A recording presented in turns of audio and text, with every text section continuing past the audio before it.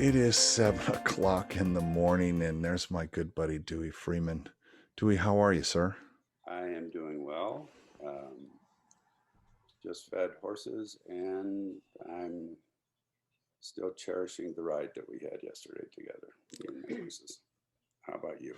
I, I'm doing great, and I, I remember at the beginning of the lockdown, people would very earnestly check in on one another, and it felt Mm-hmm. very genuine, more genuine than the "how you doing" that we Mm-hmm. normally do, and I got to repeating this one phrase so much I made a little sign so I could just hold it up in the Zoom window that said, "Is it okay to be okay? Mm, Do I that's a have cool to sign. be sad or upset? There's some genuine pain and grief and hardship this last year, the lost year. And yet, my experience has been that I haven't seen people as up and engaged and excited and leaning in than I have in years, Oh, wow. myself included. I mean, and my circle, and it could be because we turned it up to 11, because as we've spoken before, the thing that you can control, the only two things you control in life are your blueprint, what you're going to do that day, and your state. And Mm-hmm. by having a positive state, it affects the state of those around you. So that's a choice. So we just choose and chose to be on the, hey, let's find the silver lining here. Let's look at uh, what's good. and and so today, in thinking about that and thinking about choice, we've talked about choice. um, I'm really interested in the word legacy. And as elders, I think this comes up, but I've thought of legacy, gosh, I know when it started, when I had my son 48, 48 years ago. Wow. And I don't know if that was young or not. It's just what it was. And so today I thought we'd talk about legacy. When you say legacy, and particularly with your son, what's that mean to you? Specifically, with it relates to my son, I am a 13th generation Sylvester. Wow. So I've got paper that traces back to 1634 when William J. Sylvester landed in Massachusetts. It was in that all the boats that were coming during the time of the Mayflower. It was that year or the next year, and someone will Google it and tell me. And he had 7 sons, and I'm descended from the second son. No And kidding. yeah, and so I was given my genealogy when I was 21 by my dad, and it had been created by a great aunt and uncle who traveled the United Mm-hmm. States researching church records and things like that to put together a comprehensive list. And I thought this name, this DNA, though I didn't think of it that way, but it was like this name will continue now. Mm-hmm.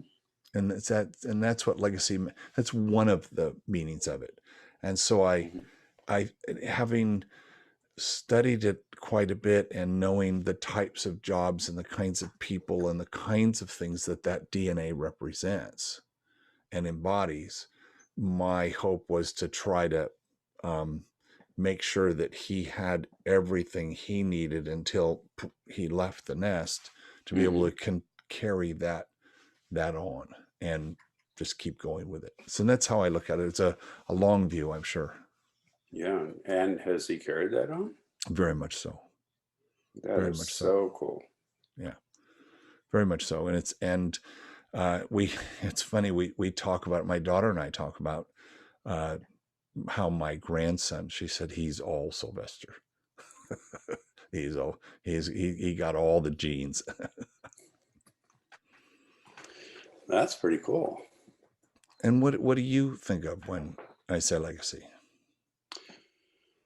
Well, that's really interesting what you just spoke of, because I'm actually I'm the oldest living male in my family at this point, and none of the males that would carry on my name have had children. Mm. And my history with children is sort of long and tumultuous. We've talked, yeah. And what's really interesting to me is, so legacy to me has much more to do with what I've been able to contribute to the world. And I want to talk about that, because I believe that there's multiple meanings to it. Right. And actually, I have to say, my heart, I feel sadness that I am not able to say or speak to legacy the way that you spoke to it. Oh. Just in that sense. I know that, I have a history that goes way back also, but not as clearly defined as yours. I think I'm fortunate in that, and when I was interesting, because that was 47 years ago that I was given that. Oh, hey, you're part of something way bigger than you are. Right. And about 20 years ago, there's a professor, Sylvester, out at the university, and he says, "Do you have your family tree?" I said, "As a matter of fact, I do." And he goes, "I believe we're related." And I said, his wife is a genealogist. So he said, "Send over the family tree and I'll see if I can fill in some holes." And it turns out he's descended from the 7th son of William J. Sylvester. No kidding. Yeah. So we're 13th cousins. That's quite a separation and quite a connection. When you talk about the things that you do in your life, someone mentioned to me, and the frame he put on legacy was the tracks we leave. And I think that's where, I'm a visual thinker. We've established that early on in the show. And I think of the tracks we leave and the lives we touch.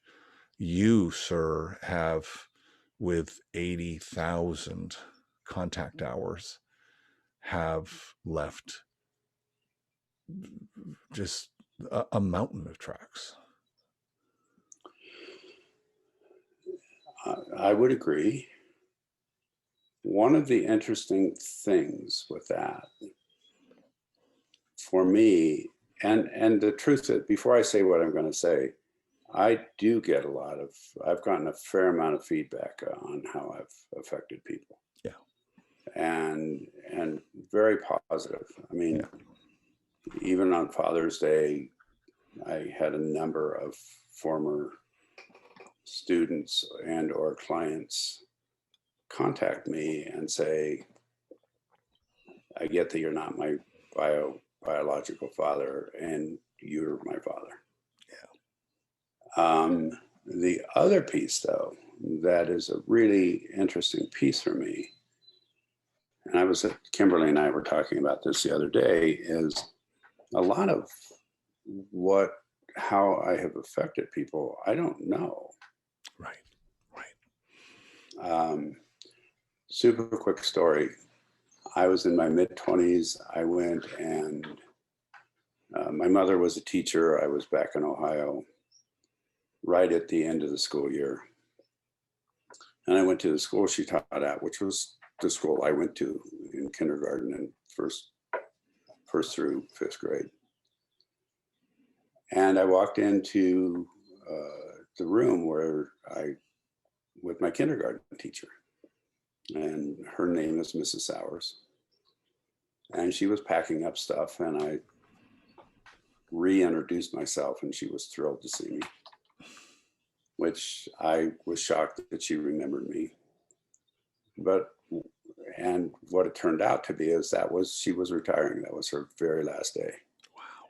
And the fact that I happened to be in Ohio and happened to walk into her room, to me, was sort of amazing. And what I did, however, was tell her how much she affected me. She was really, she was so incredibly kind to me. And in those days, kindergarten was a half a day. So I was there 3 or 3.5 hours a day.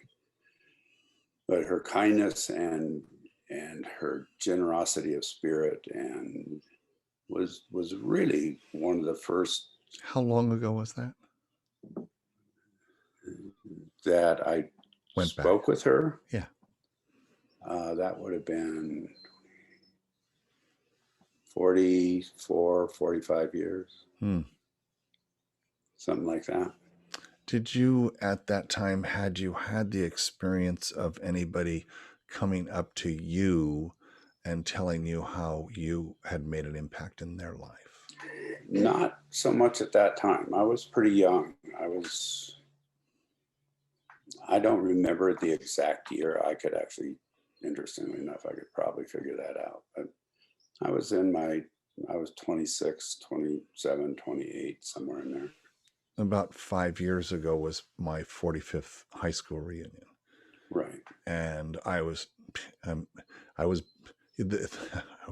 very blasé about high school and paper, the diploma, who cares? It was didn't matter, right? And so I wasn't that connected to high school.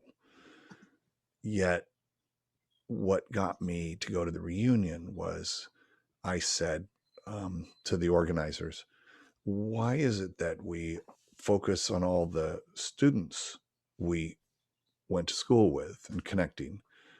Could someone go find some of the teachers that impacted us? And they said, well, we've never done that before. I don't know. And I said, just find. Turns out they found my English teacher, who had probably the most profound effect on me, my creative writing teacher, Miss Livingston, who was probably, now that I think about it, was 20, right? She was probably just out of school, 2021. Right. And they said, we found her, and she's coming. And I said, okay, I'm going to go. And I saw her. I was there early, and then someone said, oh, Miss Livingston's here. And she's no longer Miss Livingston. And I went up to her and I said, I need to tell you something. And I just took her aside and I told her 3 different stories, the very specific remembrances of class that profoundly impacted my life and that I had thought about on a fairly regular basis, and told the story of those things because the lessons were so important. And we just started bawling, both of us. That it was just profound. And the reason I, the reason I did it was to let someone know that they made a difference, Right. and to do one of the simplest things in life to me that is free, is recognition. Yes. Recognition and sharing gratitude. Yeah. As soon as you said the simplest thing in life, the first word that came to mind was gratitude. Yeah. And when you can close that loop, even if it's 50 years later,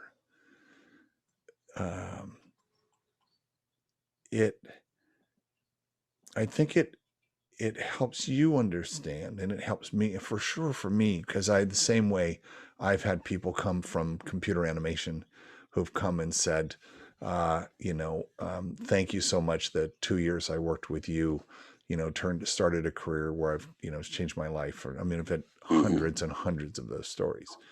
But here's how that lands on me, which is that every interaction I have with someone may be the thing that they remember for the rest of their life. Right. So I need to show up and make it matter. Well, and that piece I agree with. And there's, at this point in my life, and this is speaking from a place of eldership, is that not only do I want to make everything I do matter, there's two other pieces that I think about. One is every minute I spend, I will not get that minute back. Mm-hmm. So not only do I want to make it matter for those who I'm interacting with, I want to make it matter for myself. Mm-hmm. Because if I can make it matter for myself, I will affect people positively. Mm-hmm. And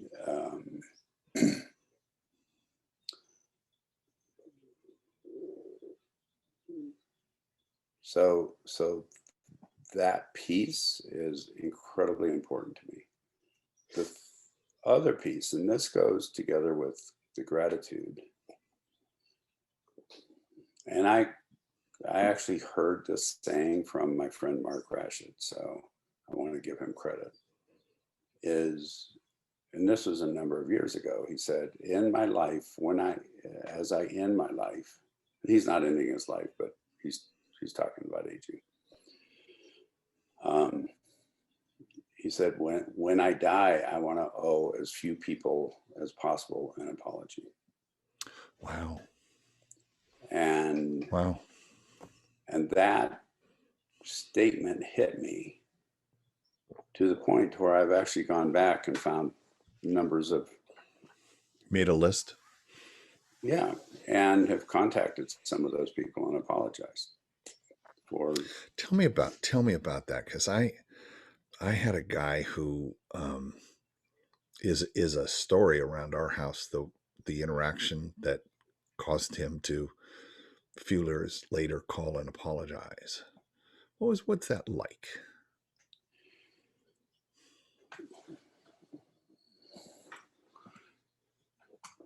Humbling and freeing. Hmm. And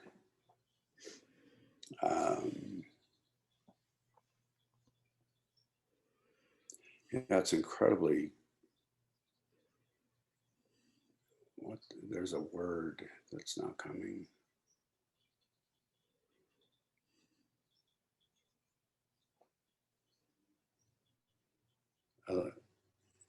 Has to do with letting go of, with settling, with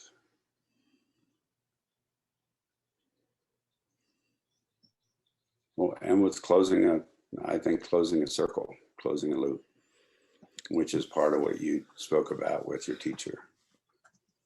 If someone's listening to this and they're thinking of people in their life that they might want to call and or write or however they contact them, the thing that struck me about this particular interaction was that he was in a had been in a coaching situation, and he was coached to call, and so he only did it out of an obligation and felt like, okay, I checked that box, I'm absolved. And had he not told me that his coach had told him, and I thought that it was an authentic reach out because he genuinely felt that there was he had behaved wrongly, I'd moved on, but it cleared for him. It did not work. In fact, it made it a little worse. Exactly. So what made it worse for you? It was not authentic. It wasn't, it wasn't. It's I'm sorry. I'm sorry. Oh, I'm sorry. Yeah, fuck off. It's like, no, in martial arts, if we, oh, I punched, oh, God, I didn't hold, and I clipped you a little bit. I'm sorry. I'm sorry. Grandmaster would, yeah, do not say you're sorry. We're not allowed to say you're sorry on the mat. Really? Not at all. Not at all. And you would, Change your behavior. right. Don't do that thing again. Notice. Now he said that doesn't work in personal relationships. In personal relationships, you better learn how to say you're sorry. But and change your behavior.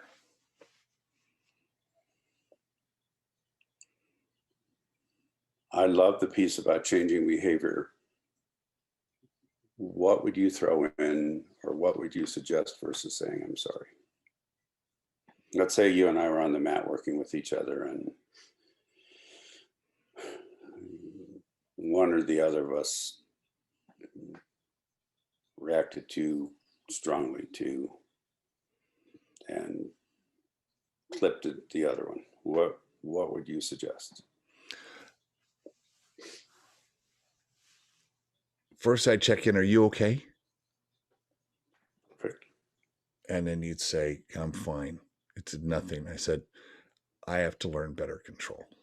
Exactly. So state the thing that you need to be better at, which will anchor it. Yep. And that situation will anchor for you. And I need to have better control. And then say, I don't know if I'd say anything else.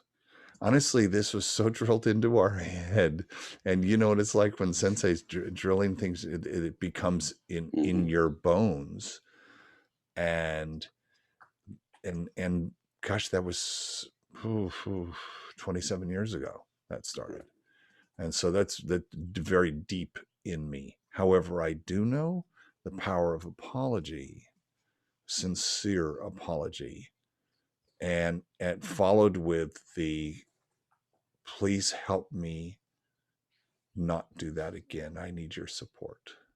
Exactly. The wording I would use would be something like, I just harmed you through my Mm. lack of awareness. Mm. Mm.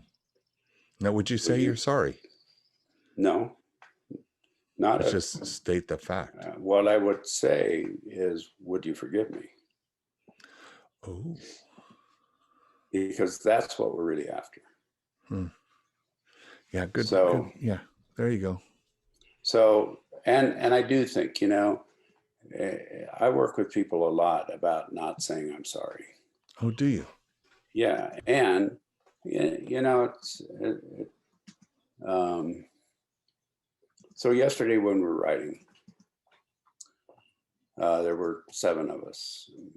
At one point, we were on the trail, and my horse got up behind another horse pretty close, and the other horse did a warning kick, and I backed my horse off, and I just met this guy. In fact, right now I can't remember his name.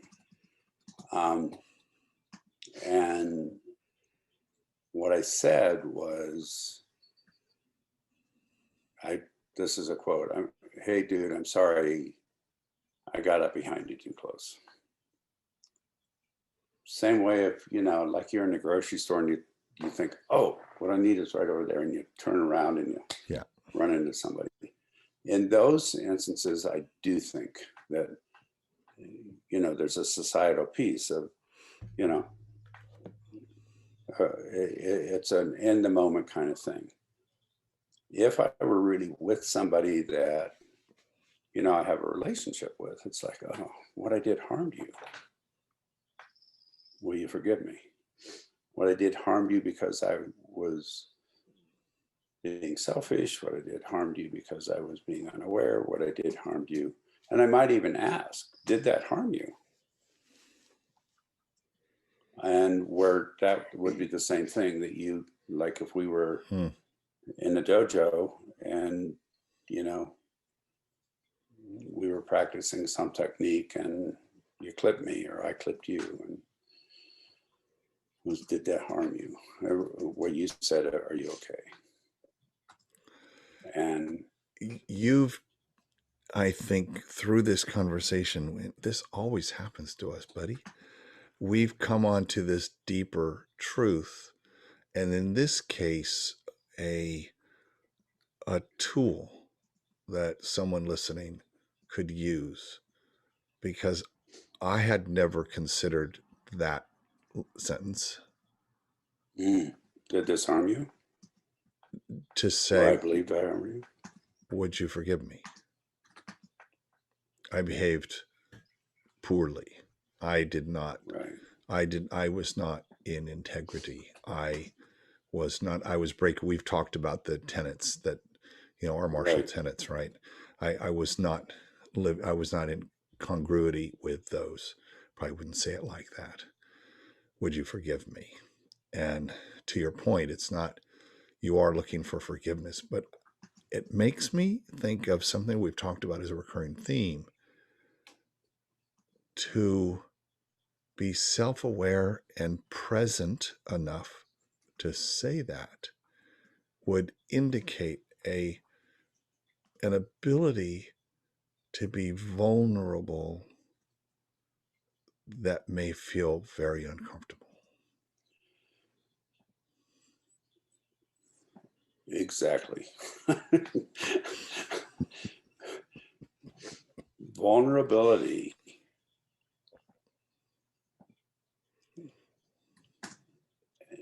And Brene Brown speaks about vulnerability Yeah, being she does. courage. Yep. Yep. And a way to put that, because, and especially, I mean, our broadcast, our show is primarily for men. I do hope many people watch it, both men and women. And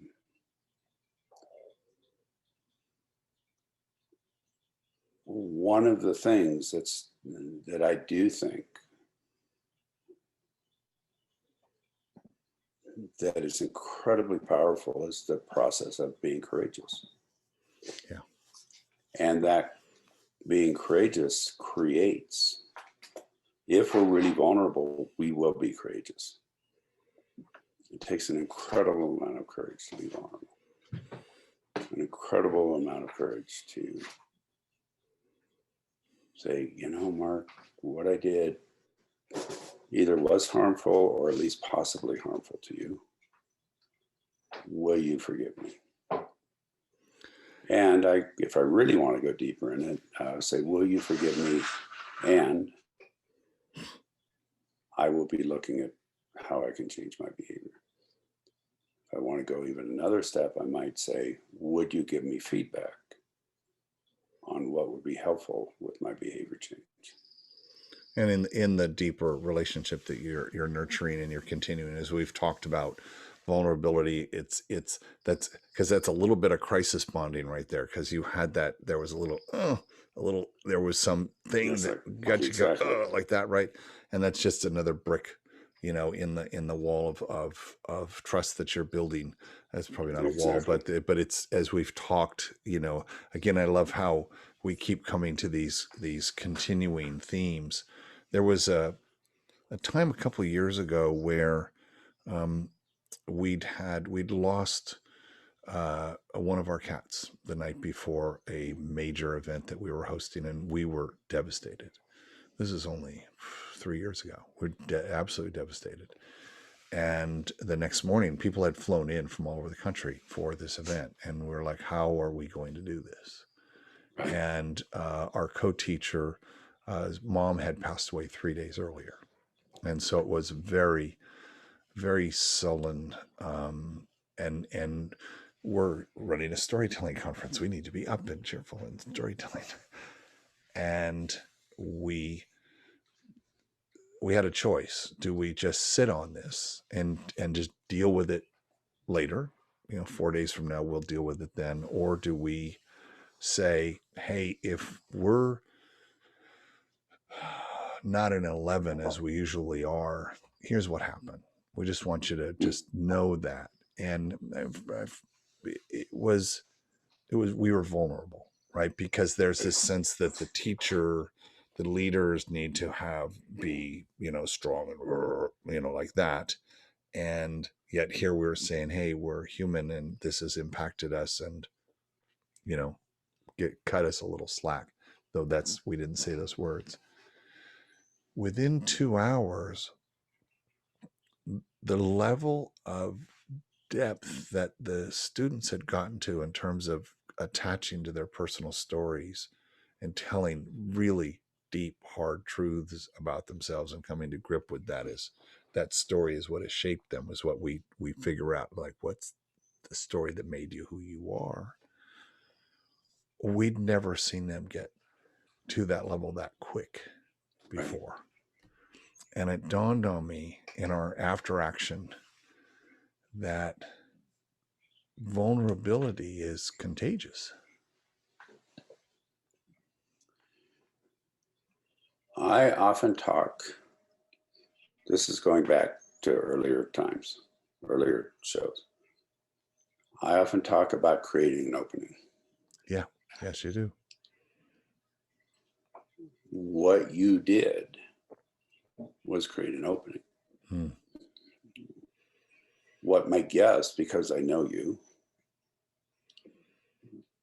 this is more than a guess, this is a pretty sure thing, is that you created an opening, and when others were willing to step into it, you were completely available for contact with them. Yeah. And I'm sure Kimberly was, and I'm sure 100%. whoever else. Yeah. And that's the other part of that. Your person that came to you because he was coached to come and say, I'm sorry. The underlying intent probably was there for that person. And it was probably scary for him to come and speak to you. What wasn't there was the vulnerability and opening for you to be able to step into and say, thank you. And I see that all the time. It's like, and you even see my neighbors who we're very good friends with, they have a 5-year-old girl and a 2-ish plus old boy. And I was down by the road where I can be able to see and hear them, and something happened, and the dad said to the daughter had, I don't know whether she threw something or I forget what, I don't know exactly what happened.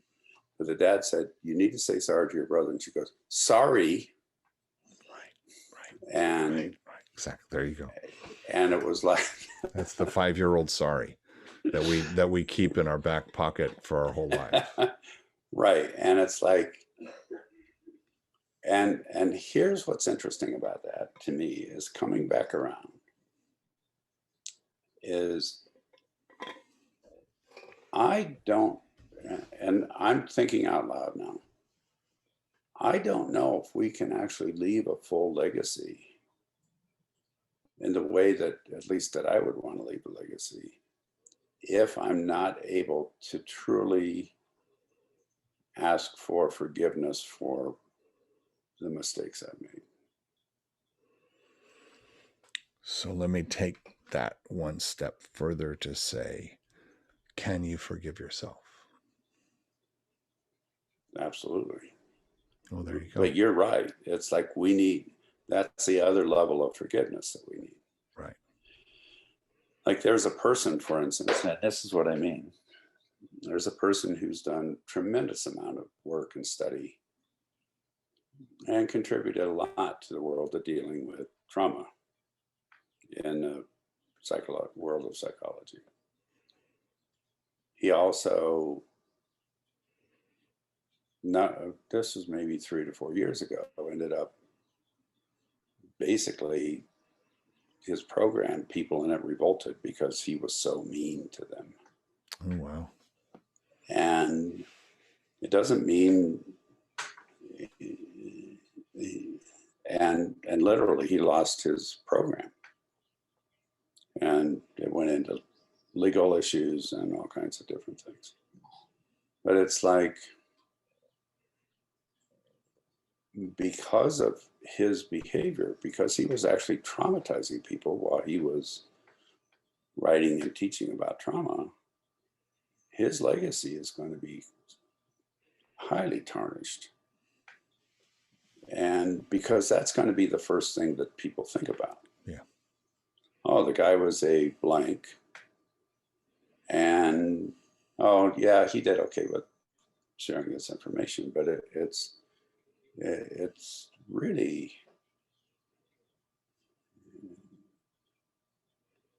that to me is really a big deal. And, oh, go ahead. It's making me think, and I'm going to dig into my improv bag here, because in improv we're coached to not talk about the thing, but to talk about how we feel about the thing. Right. And in this case, we don't remember what the man did. We remember how the man made us feel. Exactly. And exactly. So and we as men are so tied into doing.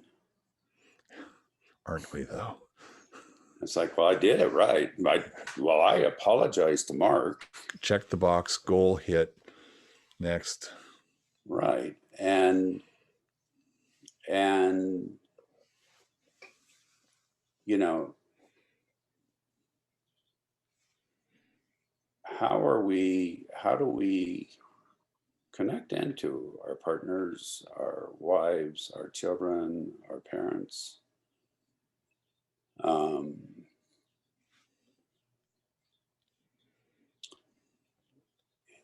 Do we ask for forgiveness? Do we ask to be seen in all of our being? Because if we're not asking for forgiveness, we're also not allowing ourselves to be seen. And it's at a low point where we've done something that needs to be forgiven. We've not lived up to our own expectation of ourselves, or we've just been human, right? And Oh yeah. we've just, hey, I'm trying to walk a path and I stray often. I'm, Right. often. And so you're saying, oh, guess what? Guess what? We're human. And again, that just that acknowledgement with someone that you care about creates an opening for them to be closer to you, and Right. rather than farther and apart, where if you don't, God, it's funny how these things come back, because if you don't trust that they will not leave because of that little fuck up or a big fuck up. I mean, it could be a big Right. one. And sometimes there's big ones that you don't get to walk away from. I mean, That's you don't true. get out of, right? There are those, but mostly it's a life full of little, little. Our therapist would say, "Hey, if the thing he said makes you feel, just say that, and then that'll stop. Just go, oh, it didn't make me feel good." And it's shocking how powerful that is, to both hear that at the same time. He gives her permission to do that, gives me permission to do that too. It's not just her. It's just, Absolutely. we both have permission. If it's like, boy, that didn't feel good. And the frequency of that has dropped over the years to rarely does that happen anymore, because there is that awareness, I Right. believe. So part of what you're speaking to is a level of integrity it takes to be in a relationship. Yes.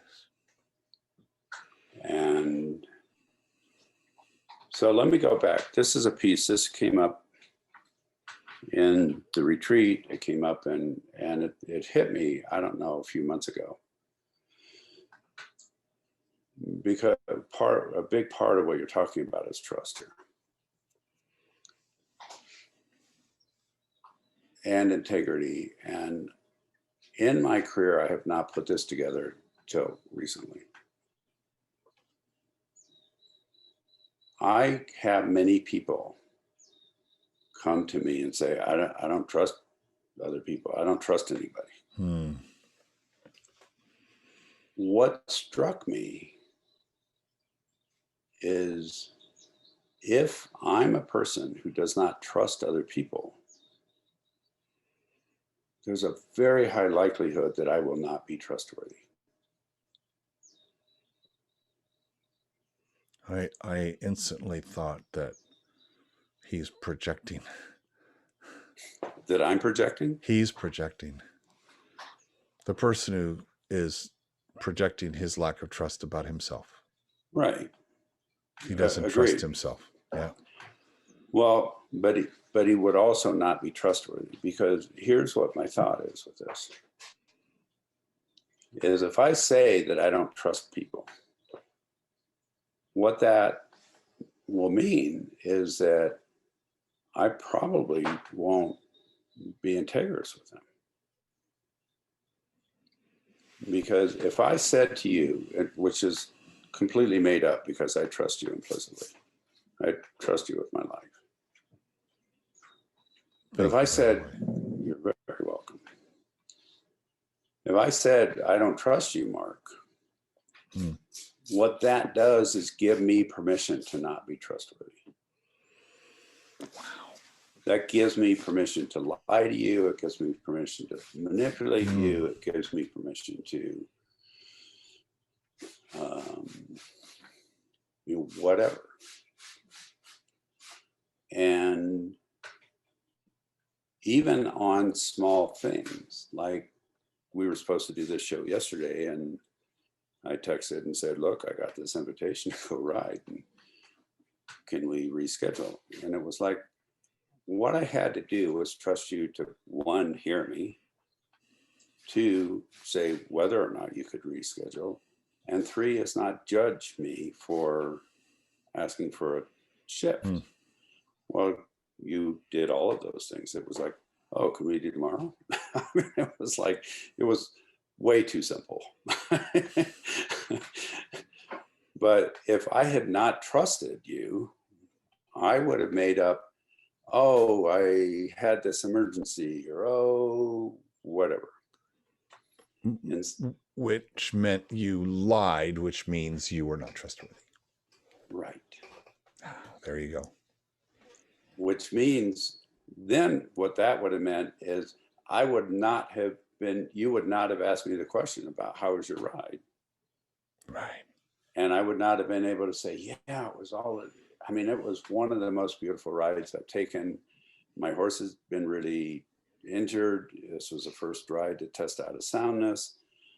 It was, I got to hang with men that I hadn't, some that I knew that are good friends, some that I hadn't known. I mean, all of those things, but I wouldn't have been able then to share all of that stuff with you had I lied and wasn't trustworthy. Now, you could have come back and gone, no, we have plans for today. It's the 4th of July. And I would have gone, okay. But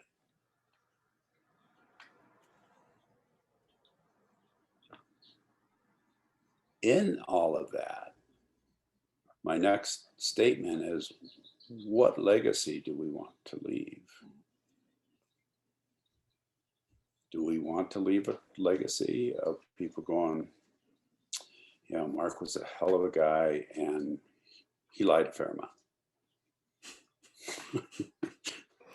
Or the Hollywood legacy is, Mark's Mark. Yeah. Or do you want to leave a legacy of Mark created this, Mark was that, and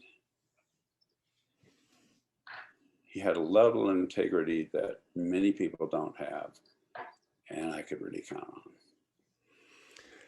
on. I would, if I'm thinking about that, what I would really want is, let me tell you a story about Mark.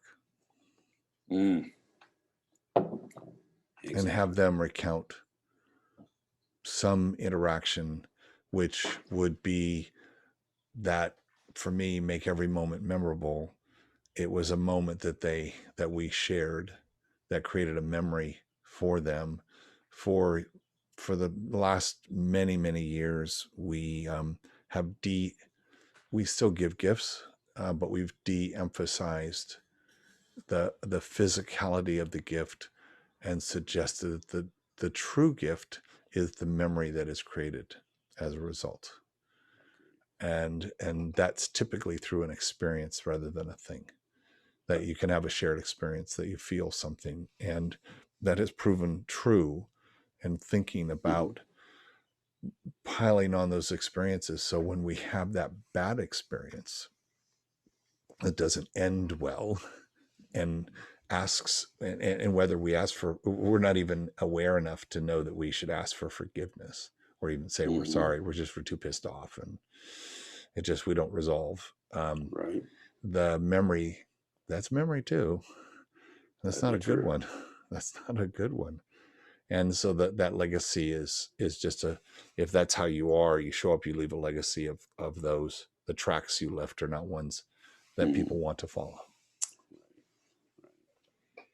I I think we want to end right there and ask people to kind of challenge themselves around the tracks they're going to leave, and not wait until you're in your late 60s or early 70s to pay attention to that, and pay attention to the fact that you are making a difference in people's lives and make a positive difference in their lives, which has the effect of being very positive for yourself.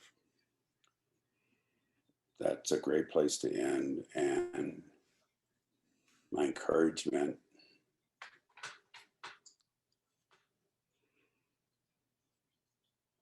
is to walk through the world vulnerable and courageous. Dewey Freeman, I love it. I love you, man. Love you too.